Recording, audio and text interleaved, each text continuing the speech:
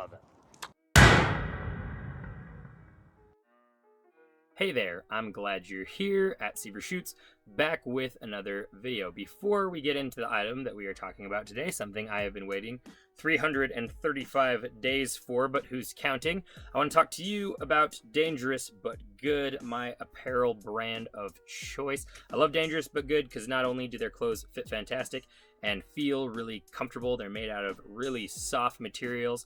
They also have fantastic messages on them. They are Christian and very 2A friendly, two things that you don't see all that often in the clothing industry these days. If you go and find something that you like on their website, then use SeaverShoots10 at checkout and it'll save you 10%. Now let's get into the item. What could I have been waiting for 335 days? That's a little bit of a longer wait time than some of my friends have had, but it is my first suppressor. So, funny thing about suppressors and me is I've actually been planning for a suppressor since I was planning for my first AR-15. I ended up going with a Primary Weapon Systems Mark 111 Pro. You guys have seen it a lot on the channel. It is my go-to AR-15. I absolutely love this thing. And one of the things that made me choose this specific firearm is that it has an adjustable piston gas system. The reason that I wanted that feature, that adjustment system, was so that when I threw a suppressor on here, if it threw my extraction out of whack, my ejection, and a bunch of other things out of whack, I could adjust for that and get my firearm running perfectly for whatever suppressor I ended up throwing on it. I didn't know what suppressor I wanted, but I knew that I wanted a suppressor at some point. Didn't know how long that was going to take. Didn't think it was going to take 335 days, but here we are. So once I finally decided on a suppressor, then it was just all about getting all the paperwork finished and filled out and turned in. Silencer shop kiosks definitely make that super easy. It is a painful process for the most part, but you can get it done. If I can do it, anybody can do it. And finally, here today, we have our Dead Air Nomad. So why did I go with the Nomad? I'll get into that a little bit, but first we're gonna do a little unboxing. I've already opened it and looked into it. I couldn't help it, but I did just come from picking it up at the gun store. So you're getting it basically fresh out of the box. No quarter, Dead Air on the front, Nomad on the top with the price sticker. Lovely. Pop this bad boy open. There's a little pamphlet that I probably won't ever read. And then we have a nice carrying case where this suppressor will probably never live again after it's pulled out and mounted, because I think suppressors should live on guns unless you're switching them between guns or you're cleaning them, one of the two. But we pop this guy open and there's some nice foam all around, and there is the suppressor. We're actually going to pull that guy out and put it aside to peer deeper into the box. Not that interesting. Just some spanner wrenches and some more foam. Now you have a nice, stylish, O-ring sealed carrying case. These are going to be super freaking important, especially if you decide to mount your suppressor the way I am. I'm going a little bit different route compared to a lot of people, but we'll get into that in a second. First, let's actually pop this guy out of its foam, throw that to the side, and here she is. Dead Air Nomad. Absolutely beautiful, super clean, all of the lines. I love the design on this thing. Here is the serial information. You keep going and you get the logo, obviously. Give you a little look from the front. You can see down into those beautiful stainless baffles. They're not going to be beautiful for long. I'm going to give you another view of this later, and it's not going to look the same. Interchangeable front caps, that's very important. I will definitely be getting a 5.56 end cap specifically, even though this is a 30 cal can. I'm going to be getting that 5.56 end cap, and it's going to have a built-in flash hider as well, so that'll be cool. You also need, I'm sure I could figure out how to finagle this thing out of here without it, but they have a removal tool as well that fits into those holes and then makes it really easy to unthread that end cap and rethread the new one.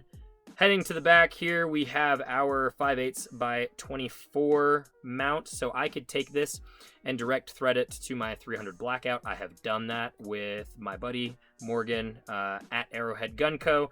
his Dead Air Nomad that you've probably seen me shoot a lot. Every time I go out there to shoot, I always throw the Nomad on there that he has. So I have shot through this thing. I have an idea of how it works, but I wanted my own, obviously, so I can have it all the time.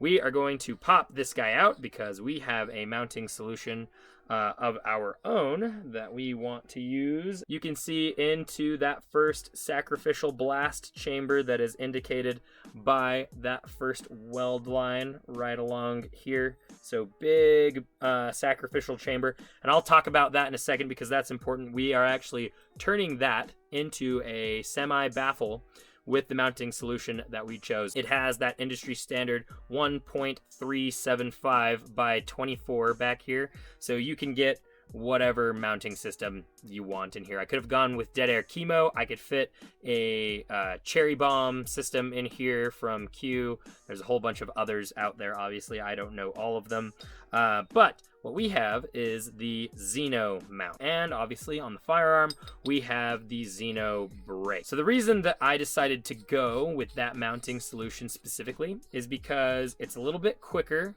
than direct thread, but it has a lot of the qualities of direct thread. Now, the downside that I'll talk about in a little bit is that it is left-hand threaded. But let's talk about the upsides. The main reason that I went with this Xeno brake that you see on here, and you've probably seen on here for a while, is that it has a built-in taper, which is super cool, but also it's a brake, so it fires gases out in all directions. So that first chamber here, that is really a blast chamber, becomes a baffle with the way that this brake handles gases. As those gases shoot out in all directions, that chamber is going to gather them and suck them in to that first baffle that you see right there, and those gases are going to be captured. I actually think compared to direct thread and compared to like chemo, for example, that this setup provides the best suppression. We are going to set this up to go righty-tighty because this is not left-hand threaded. This is important when you're doing the left-hand thread system because you really want to snug everything down that you can, because all the threadings are going to be going opposite of each other. So I'm going to give some good pressure here. Now we have that Xeno mount in here. One thing you'll notice is it is definitely adding a little bit of length compared to direct threading it, but I don't care very much because this is 6.5 inches long, so it's really not adding that much length in general. So now the fun part is remembering to left-hand thread it, so lefty-loosey instead of righty-tighty. And one thing that they've done with the Xeno mount to help you with that is they've given you a direction arrow for on. So all you have to do is look at that guy. There's no specific lining up instructions that are important. You just put it on there and you follow the direction of the arrow. Now once I get it on here, I'm going to take that spanner wrench again to the Xeno mount specifically, and I'm going to give it a little snug tightening. If I overdo it there, what's going to happen is the Xeno brake is going to start to rotate as well, and it may come loose. So ideally, you might have a crescent wrench that you throw on the Xeno brake, and then you get your spanner wrench or another crescent wrench for the flats here on the Xeno mount, and you have them go opposite directions in order to get a nice snug fit. They say that the left-hand thread is nice because it lets you know if anything in your system is loose, but it also makes it more likely that things in your system will be.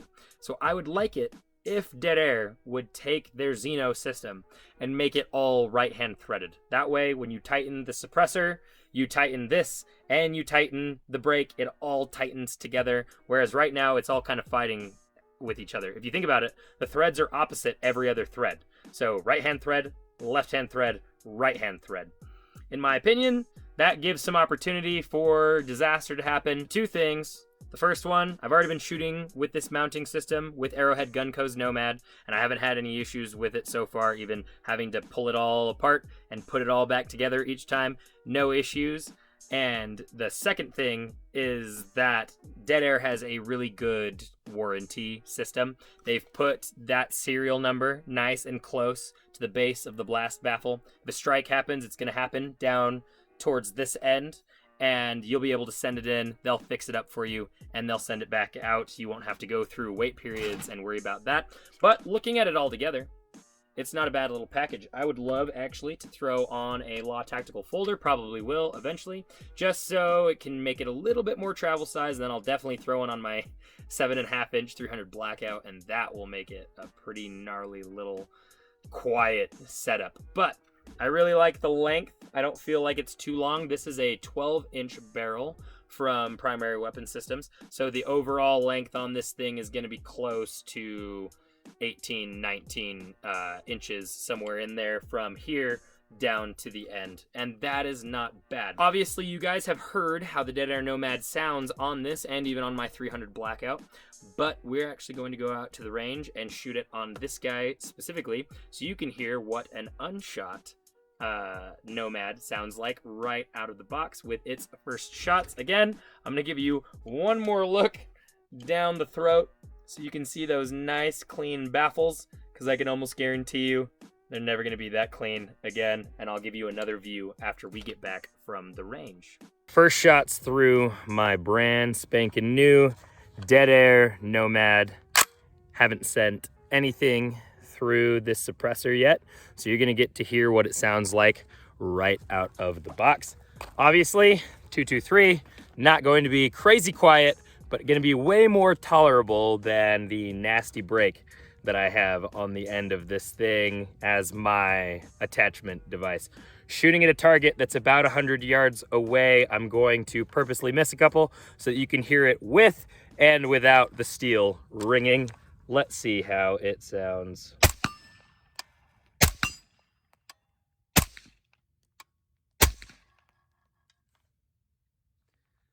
Not bad at all. Let's do a couple more.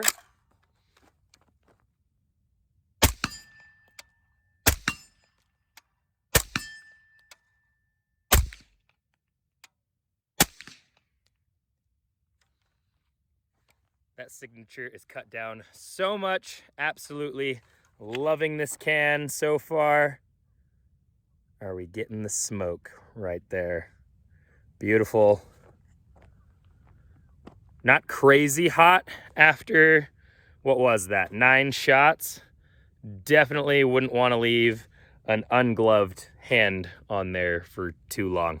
So far, really thinking I went the right direction with this specific suppressor. Now I'm going to take you downrange and put you next to the target so that you can hear what the signature sounds like from that distance.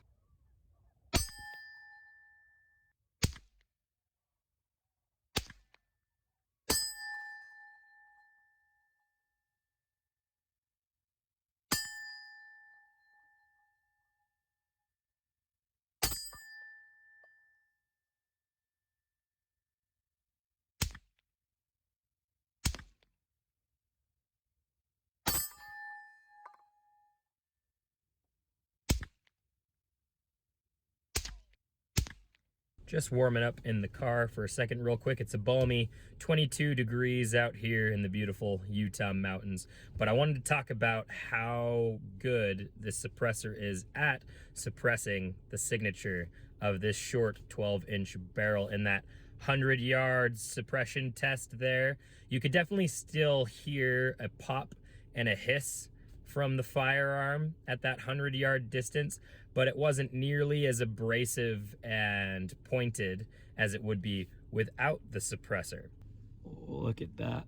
What fantastic timing. Anyway, the whole point I'm trying to make here is it's not going to make your gun stupid quiet. No 223 5.56 gun is going to be stupid quiet, but it's going to do a good job at suppressing that gun's signature, especially at distance, which is kind of where it's really necessary and helpful. Enough talking with the sun fully up. Now let's get out there and shoot it some more.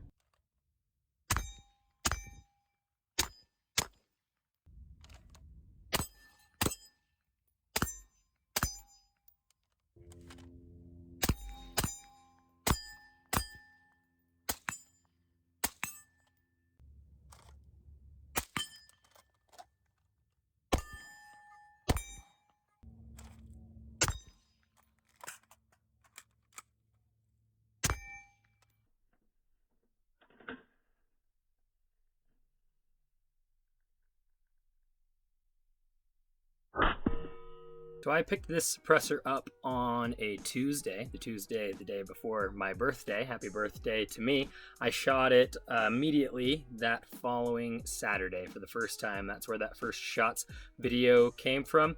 And then I shot it a couple more times after that, between then and now, when I am finishing up this video and getting ready to upload it. And it's been fantastic. It's done all the things that it's supposed to do. It is a suppressor or a silencer, whatever you want to call it, on a 223-556 gun. There's not really much you can do to silence your firearm, but you can definitely suppress it and cut that signature down. Nothing against the name silencer, because this specific silencer can actually make other guns very, very silent, but just not this one specifically. It is very much suppressing this system. So what is it suppressing? Obviously, that sound signature is the first thing you're going to think of. It is definitely cutting it down, and it is helping to contain it and blast it forward instead of having it go out in all directions. People shooting with me when I have this thing are having a much more pleasant experience now, which is always good. And then the other major thing that it is suppressing is the flash signature. I did do some night shooting, and it seemed as though it had completely, if not almost completely, cut that flash signature down.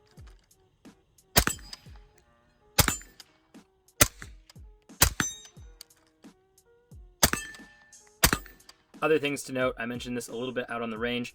It didn't get too crazy hot, but there were points at which it got hot enough that I couldn't touch it, even with a gloved hand. I was worried that it might melt stuff onto it, so definitely want to avoid touching this if you're going for an elongated range session.